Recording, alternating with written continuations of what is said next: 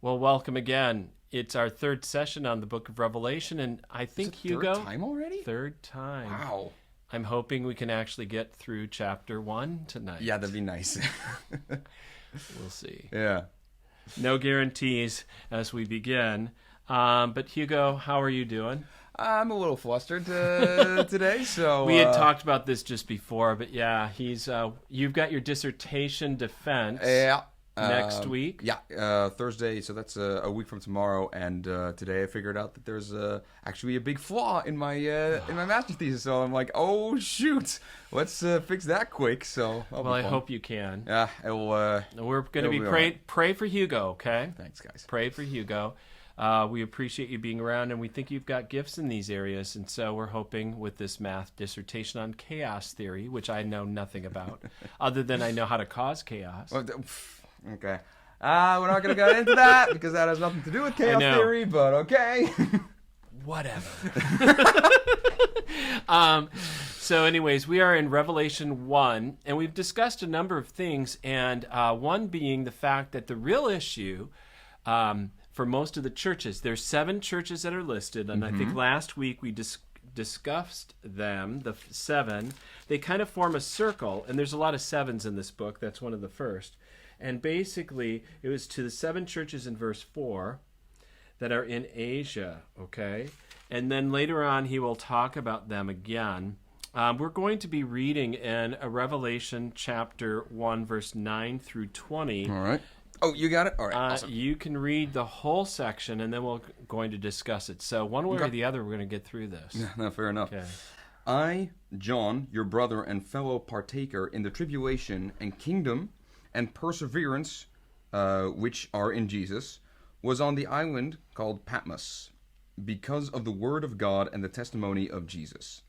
I was in spirit on the Lord's day, and I heard behind me a loud voice like the sound of a trumpet, saying, "Write in a book what you see, and send it to the 7 churches, to Ephesus, and to Smyrna, and to Pergamum, and to Thyatira, thank you, and to Sardis, and to Philadelphia, and to Laodicea." And I turned to see the voice that was speaking with me. And having turned, I saw 7 golden lampstands, and in the middle of the lampstands, one like a son of man, clothed in a robe reaching to the feet, and girded across his breast with a golden girdle. And in his hair, his hair, head and hair were white, like white wool, like snow, and his eyes were like a flame of fire, and his feet were like burnished bronze, when it has been caused to glow in a furnace, and his voice was like the sound of many waters. And in his right hand he held 7 stars, and out of his mouth came a sharp 2-edged sword. And his face was like the sun shining in its strength. And when I saw him, I fell at his feet as a dead man. And he laid his right hand upon me, saying, "Do not be afraid. I am the first and the last, and the living one. And I was dead, and behold, I am alive forevermore, and have the keys of death and of Hades. Write therefore the things which you have seen, and the things which are, and the things which shall take place after these things. As for the mystery of the 7 stars which you saw in my right hand, the 7 golden lampstands, the 7 stars are the angels of the 7 churches, and the 7 lampstands are the 7 churches." Okay. And this book, even right there at the end, is explaining some of its symbolism. So the 7 golden lampstands are the 7 different churches. Now, what's important about a lamp stand? Now, it was a candle in those days, or a oil lamp on a stand. Okay. Well, I mean, what does a lamp do? It gives light, right? Right. And so the purpose of the church was to shine light in darkness in these cities. Now, these churches were pretty small. They were maybe 50 or so members in a population of a couple 100,000 in some of really these towns. Small then, yeah. And they were the only ones. That's there weren't like 2 or 3. So you can think of any small church today, but then with no other church within 20 miles, and yet a population Yeah. that's large. That's kind of hard for us to understand. Now, this is fascinating, and this is what we've talked about already before. We have to understand the historical context that John was writing to, not Paul. Wrong person. John was writing to these 7 churches in Asia Minor, and when we have to understand what they understood from this letter first before we can apply it to us today. So everything in this book was written for those 7 churches. Mm-hmm. Mm-hmm. I would say also, at least from my perspective, also like it was like a lot of the Bibles are also written for the churches or Right. The people of that particular Time and place. but also that it can be definitely through divine Right. It can be thing. applied to our times, but it has to first be understood in that context. Okay, that's fair. Does that make sense? Yeah. So I think that's part of the problem of how some people just assume we can just rip this book right out of its historical context and time Okay. and act like it's going to be this, predictive book for any time or any place, and it is not in that sense. Yeah. Okay. It's what Ashley always says. She went to she went to a school where they also did Bible study and things like that. Right. And one of the big things was context, context, context. Yay, context. So Yeah. that was something that she always that she brings up. So. Right. And another thing you could say is, in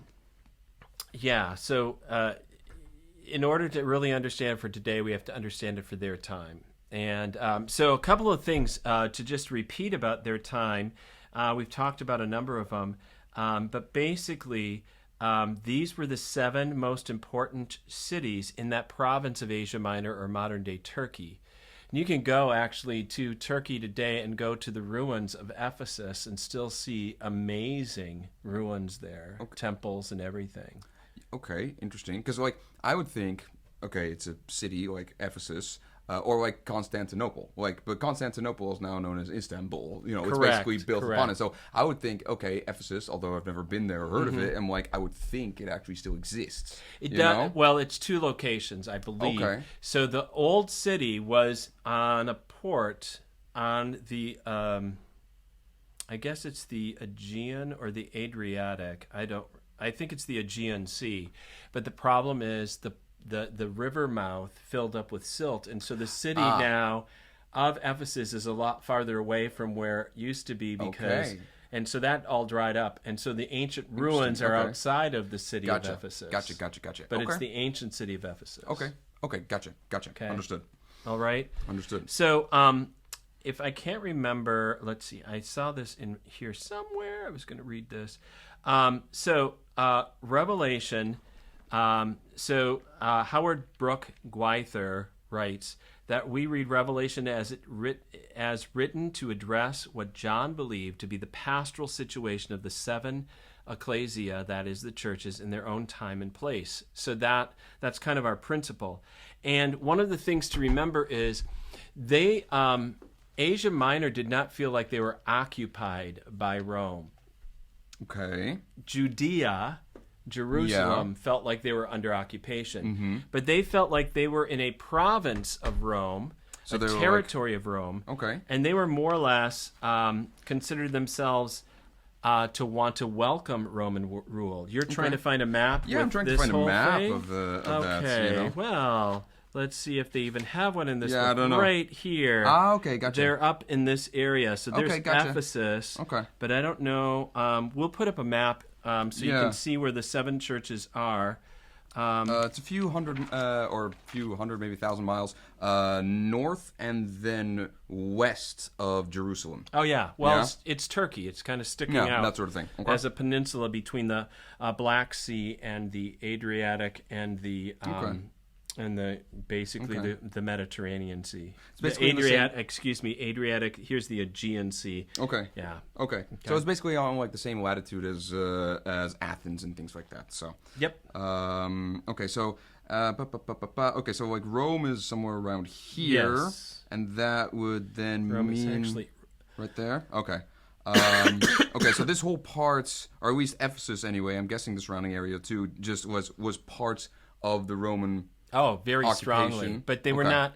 They were not the center of the Roman Empire. They were on Right. the edge of the Roman Empire. Right. Okay. Yeah. And yet they were affected by the Roman Empire. And one of the things that each of these cities, trying to prove itself to be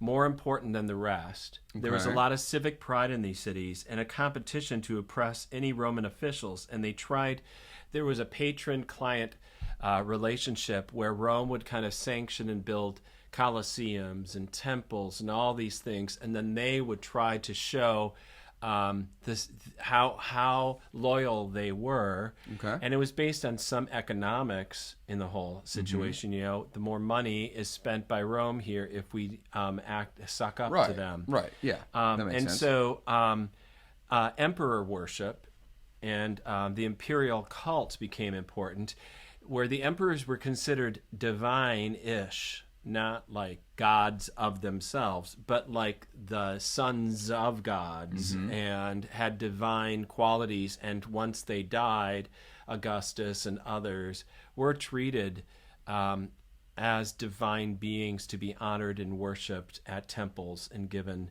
all that kind of stuff. Okay.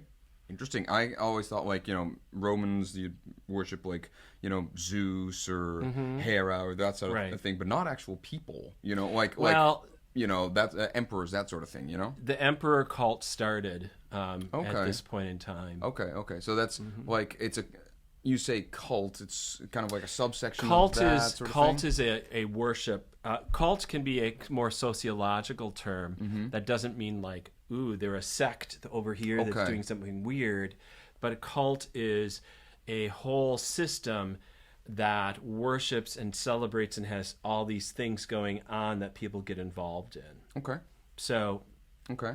How widespread was this? Was it through the entire Roman Empire, or was it also yes. specifically in, like, Asia but Minor? especially I think it was highly they promoted it more in cities that were not like the center of Rome. When you feel Okay. like the weaker Okay. stepchild, you always keep trying to prove yourself. That's fair. That's fair. I have plenty of brothers who, who can probably maybe attest to, trying to one up each other. So that makes sense. Okay. So Yeah. Okay. So as far as going to this description, then let's just go through. It says John was what was going on with John? Well, he was on the island of Patmos. I don't know how to pronounce that. It's off of Greece. Okay. Is it uninhabited? I've always heard that it's uninhabited. It's one of the many Greek isles. It's between Turkey and Greece. Okay. Okay. Gotcha. All right. And he was put there because, probably because of exile. Well, because of Right. exile, because of his testimony. yeah.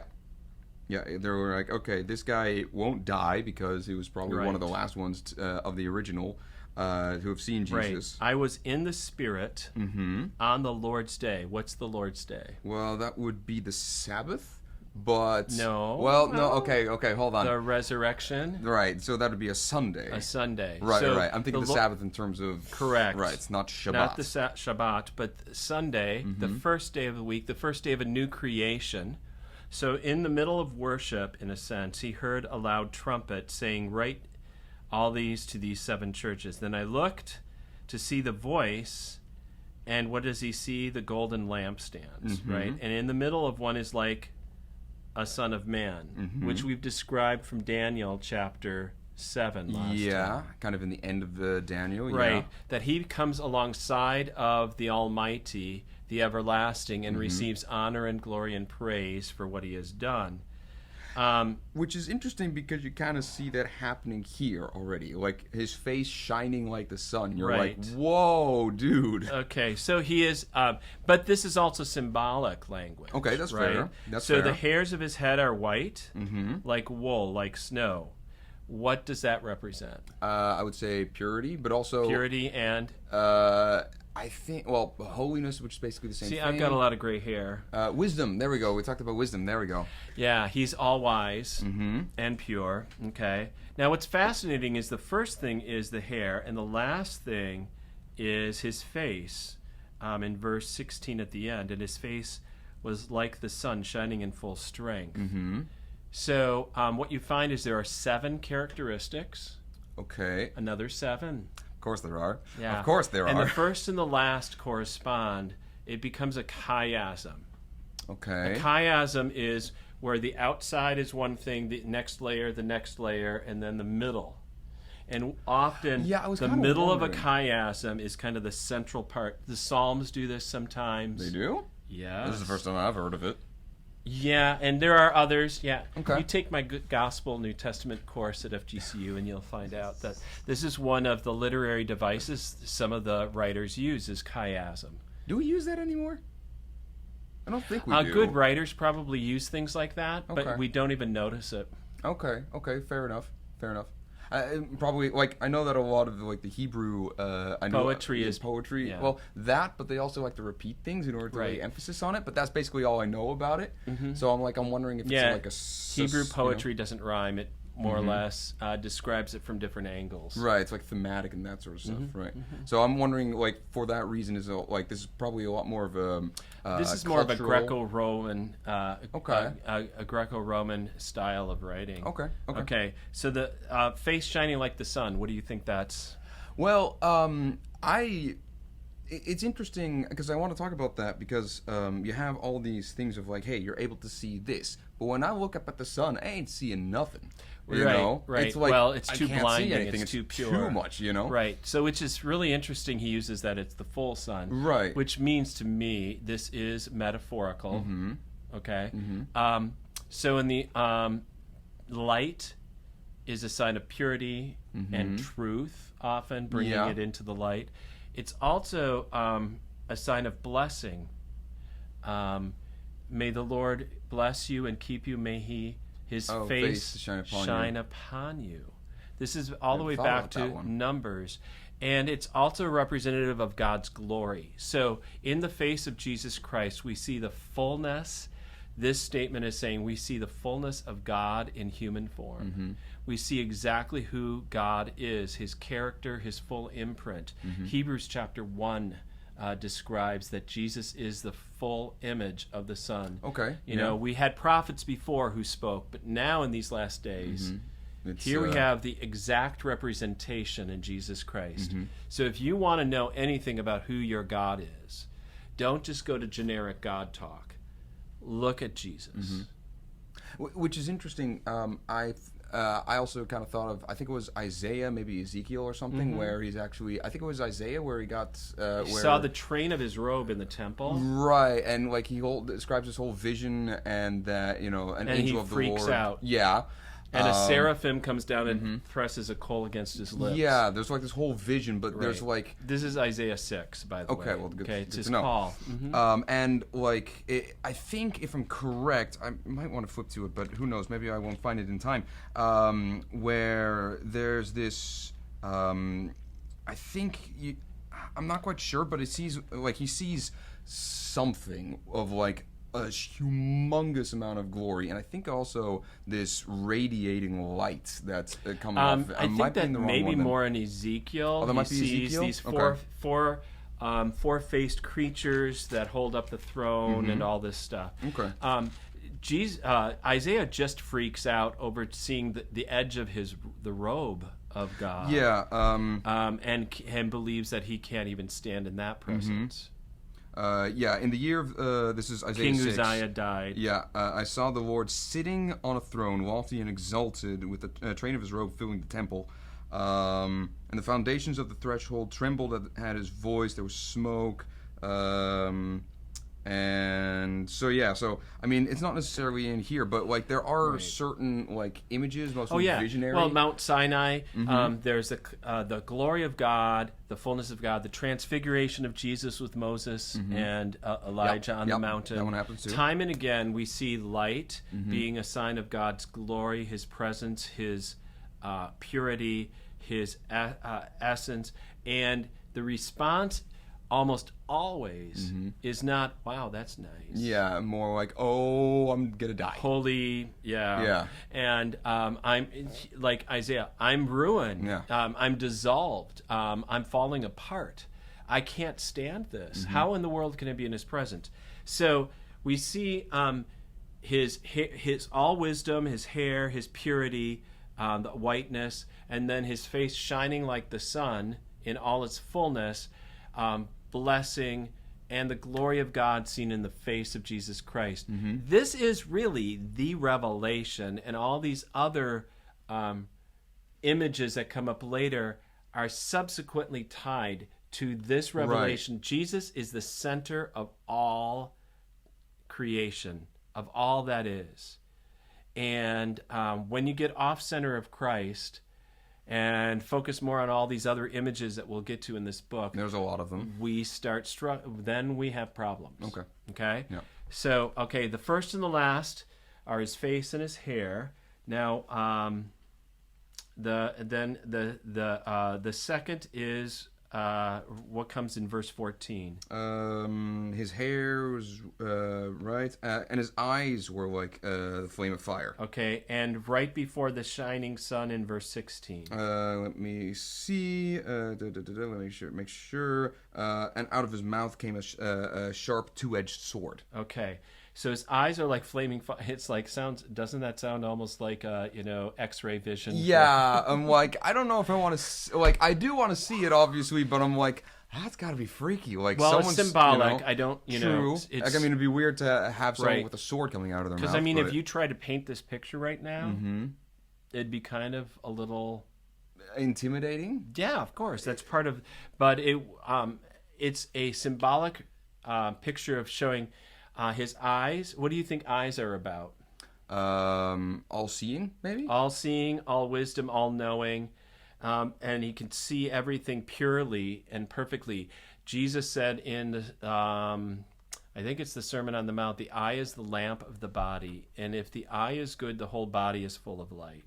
But if the eye is bad, then everything is darkness. And his idea is it's how you see. So this is how he sees clearly everything as it's supposed to be. He knows what reality is. We guess at it. Yeah, we're... yeah.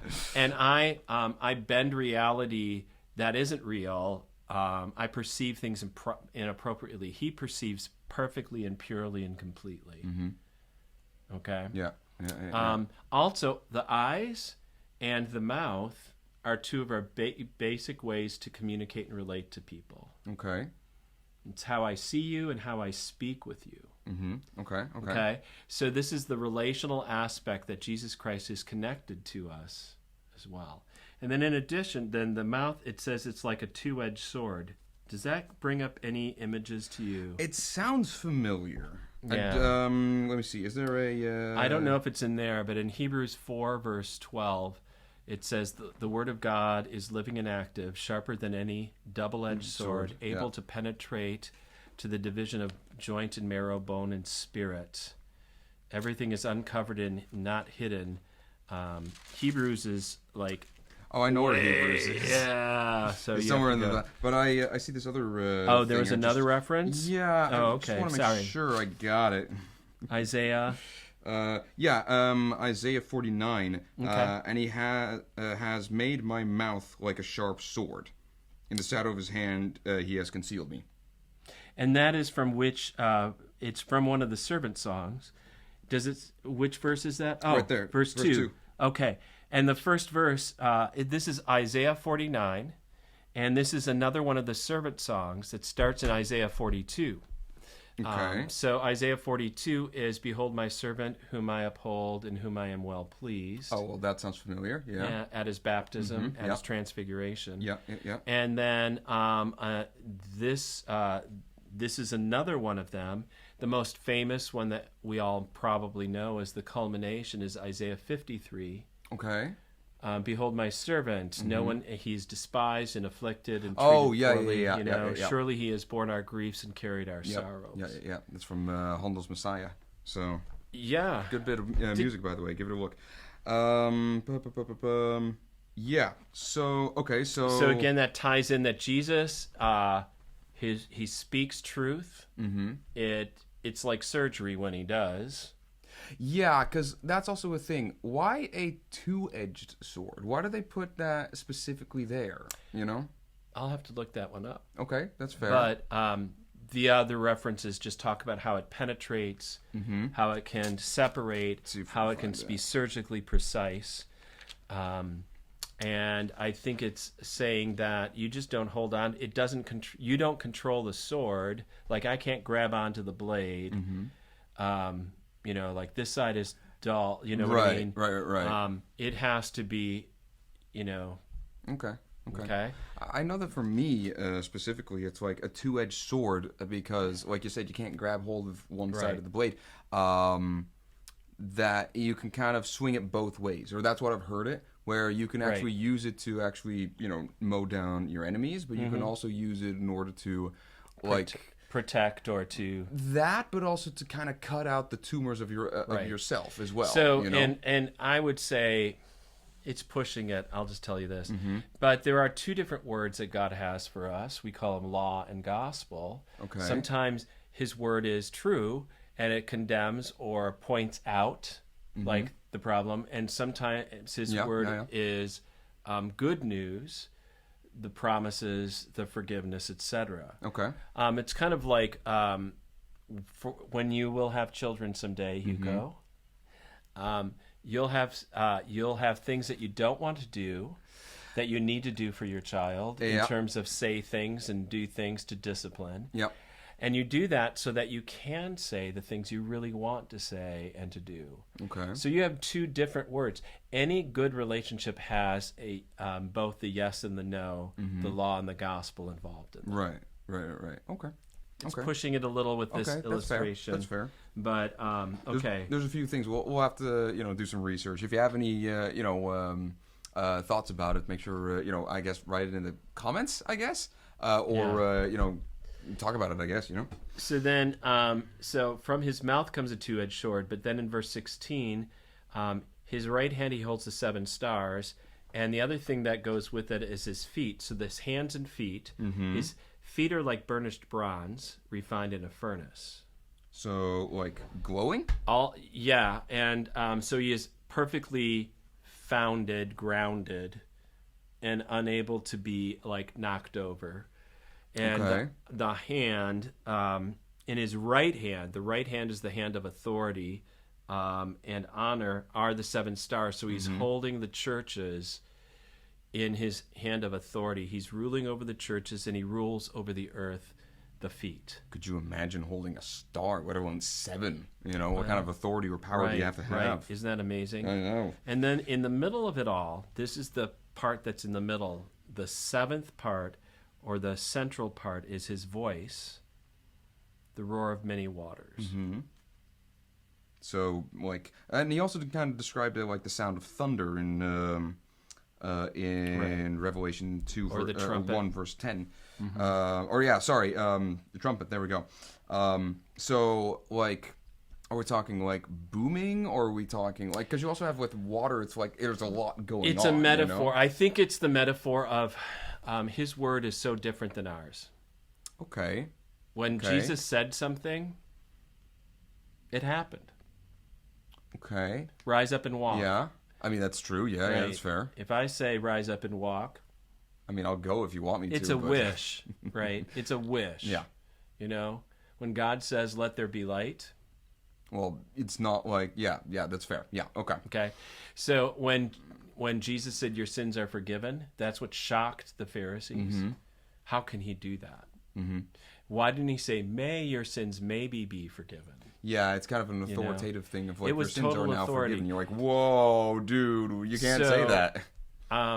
So there are a few words, human words, that have that kind of effect. When you got married, there was a pronouncement by the person in charge of that wedding. Right. And they said, by the authority vested in me, right? I now pronounce husband and wife, right? Yeah.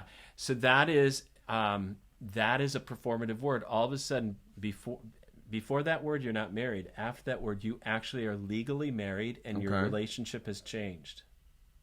Interesting. Okay. And adoption in the court of law, same thing. You have to have someone pronounce it? A person writes down, it's still a word, Okay, gotcha. but it's a pronouncement that this child is adopted. Or the not guilty verdict or the guilty Yeah, verdict. yeah. That is a performative word. It accomplishes what it says. Okay, yeah. If the person is not guilty, then they are not guilty, and you can't hold them accountable, right? Yeah.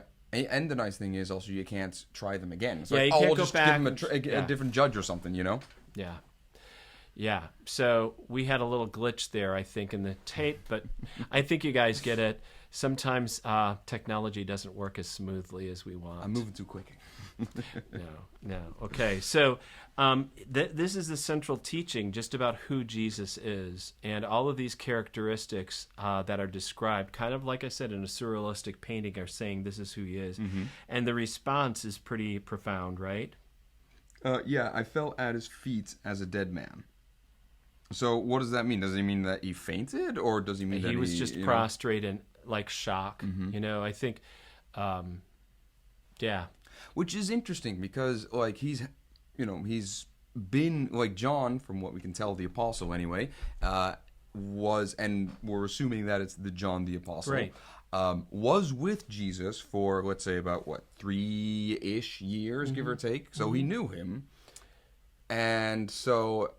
And who knows? Maybe you knew him beforehand, but like he's been with them. But he's blown away by. Yeah, because otherwise I would be like, if I had a friend from a few years ago, and then you meet him again. Yeah, and even if it was like shining like the sun, I'd be like, wow, okay, Yeah. someone's gone up in ranks, but not like fall dead. How like about a dead this? Man, If you had a friend a few years ago who all of a sudden you didn't know, but was now made president of the United States.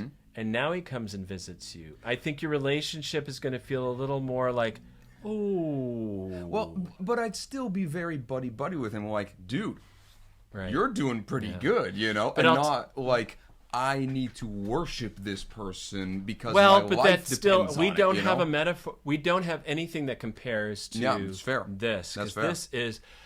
So even like president isn't even close Yeah, it really, to what Jesus I guess has. that's like the appearance that he has. Right. Just like, whoa, I know this guy. But this has dang. happened in both the life of Jesus and any time God shows up, like with Isaiah, with Ezekiel, with Daniel. with Daniel in the temple. The response is not, "Oh, isn't this fun? Let's have a good time. Let's set up." Peter was the fool who, let's set up some booths and stuff. But that soon turned Peter. soon turned south, because then all of a sudden. It's the voice, "This is my son in whom I love, listen to him," and they just freak out, fall on the ground, and when they look up, all they see is Jesus. Right. But it's like, in our foolishness, it's like a child playing at in front of a lion, unaware of what the lion can do. Right. Is kind of the way we have been with God so often. We still are. I know that I have. Or if I, climb one of the big old utility poles and start acting like I can just do anything I want with the power grid, and Let's see if this happens. If I that's touch it. kind of foolish. Or we've had people foolish enough to say, "Hey, I'm going to go to the beach and watch the hurricane come in." Can't deny that I might have at some point been that person as well. Thank God you're But- still alive. I thought of doing that too until Hurricane Andrew hit us in Baton Rouge, Louisiana, and then You're after like, that I said, nope. never again am I going to think that. Never, ever again will I ever want to even think about going through another hurricane.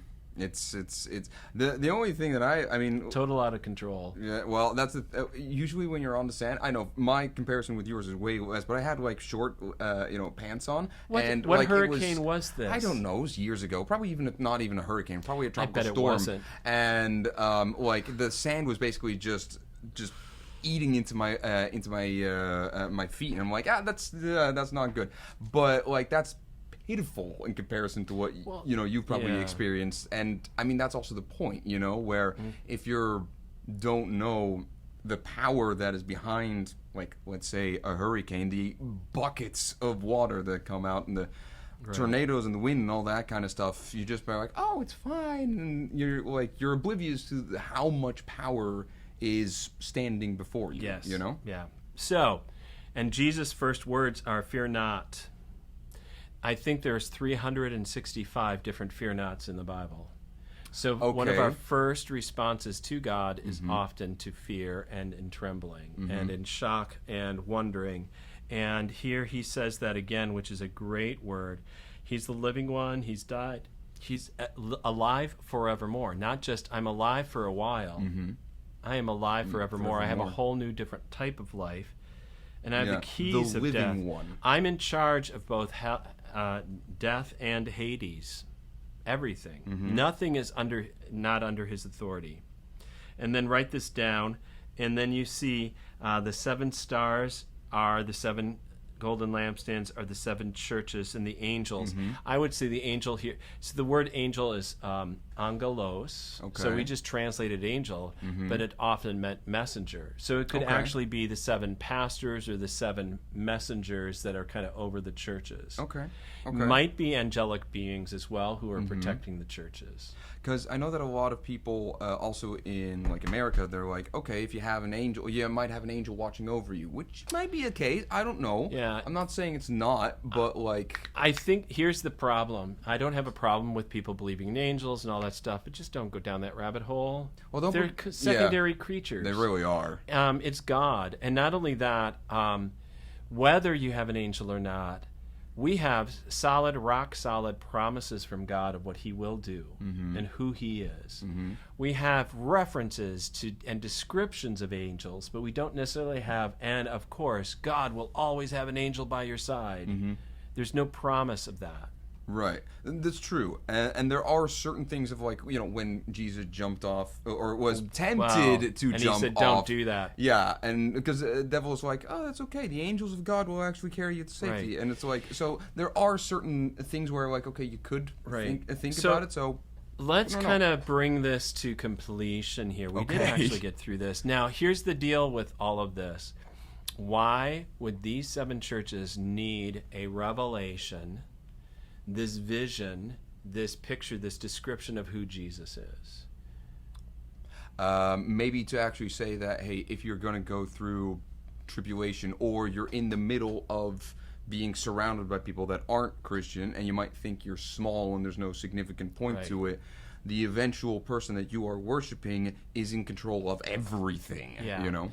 I think they needed a big vision of Jesus because they were small and weak. And we will find this in the next few chapters. And the churches that were the, quote, weakest and under persecution or didn't look like much were the ones that are commended the most. And those churches who were self-satisfied and felt like they were doing okay were the ones that were corrected, Harshly sometimes. excoriated, Yeah. disciplined, chastised, you might even say, Yeah. by Jesus, and yet called to faithfulness. And so we get this these two things going on. But all of these churches, no matter which city and what condition they were in, they were minority among minorities in a Yeah. very powerful nation and world. And it's easy to feel like out of control and then wondering if God is in control. Yeah. And this is all to say, no, Jesus has now even controlled death and Hades. He has control over everything. There is nothing outside of his perusal. He holds you in his right hands. He has all truth, all wisdom, all knowledge, all insight. He is perfectly pure, and everything that he does is absolutely correct in the right amount, in the right way, at the right time. There's nothing that you can second guess Yeah. in terms of there is no way to improve what Jesus Christ has done and will do and will accomplish ultimately for this world. Yeah. And so that's kind of the amazing thing. And this is actually then a word of comfort to a church that's wondering about their position and tempted to just give in to the dominant powers Yeah. and the ways that the world was working in the name of Rome. Yeah. Yeah. I think a lot of people today are in the same shape, right? That would be something if you actually had a vision of this, or heard of someone that you trusted had a vision of this, and you shared the message around, like this was. Yeah. Then you're like, oh yeah, yeah, that's good to know, So It's not just good to know. It is then the center of who we are, and everything else that's coming out of Revelation now is a result of Jesus Christ being the center of the universe, this human being, fully God, fully human, running everything. yeah. Yeah, Out of yeah. mercy and love and compassion and grace, not just as a whim or a snap of his fingers. Mm-hmm. Yeah, Cool? Yeah. Cool. All right. Cool. Good Well, to...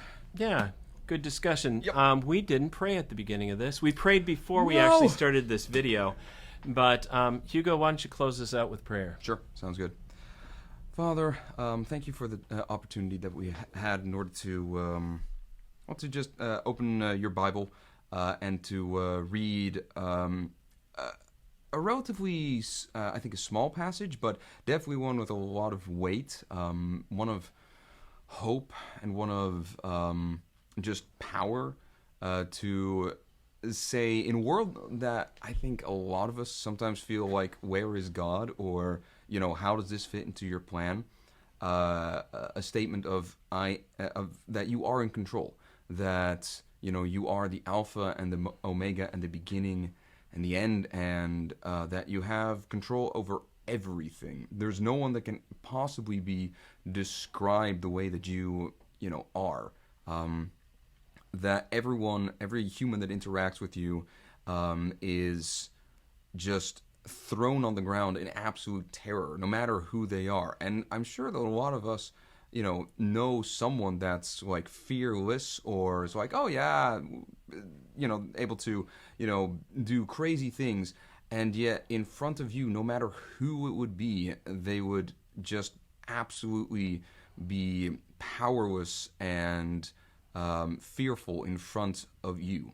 And that's a good thing to actually hear, because if you're on our side, then, well, this is in the bag. We just have to trust in you. That's not easy, though. So I do pray that even though you do show yourself as all-powerful and all-knowing and all-wise, that we still... that you understand our plight, that we are merely human. We can't do this on our own. That you, help us in what we need to do, and that we trust you in everything that we are doing in this moment of time. In the name of Christ, I pray. Amen. Amen. Thanks again for being with us. We'll see you again soon. Bye, guys.